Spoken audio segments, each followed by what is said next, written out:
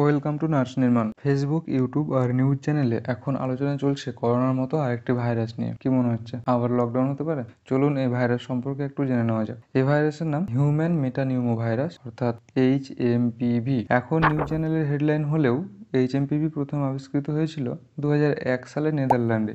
এটি আক্রমণ করে আমাদের রেসপিরেটরি সিস্টেম অর্থাৎ শ্বাসযন্ত্রকে। আক্রান্তদের সাধারণত সর্দি, কাশি এবং শ্বাসকষ্টের মতো প্রাথমিক লক্ষণ দেখা যায়। তবে এই ভাইরাস সবথেকে বেশি প্রভাব ফেলে 14 বছরের কম বয়সী শিশু এবং বৃদ্ধদের উপর। এছাড়াও যাদের রোগ প্রতিরোধ ক্ষমতা কম তাদের মধ্যেও এই ভাইরাস দ্রুত ছড়িয়ে পড়তে পারে। চীনে এখন HMPV সংক্রমণের তীব্রতা দেখা যাচ্ছে বলে রিপোর্টে উল্লেখ করা হয়েছে। তবে আমাদের দেশের কি পরিস্থিতি? ভয়ের কিছু নেই। বর্তমানে HMPV কোভিড-19-এর মতো গুরুতর হয়ে ওঠেনি। বিশেষজ্ঞরা জানাচ্ছেন, সঠিক স্বাস্থ্যবিধি মেনে চললেই সংক্রমণের ঝুঁকি কমানো সম্ভব। তাই আতঙ্কিত না হয়ে সাবধানতা অবলম্বন করুন, আর কোনো উপসর্গ দেখা দিলে অবিলম্বে চিকিৎসকের পরামর্শ নিন।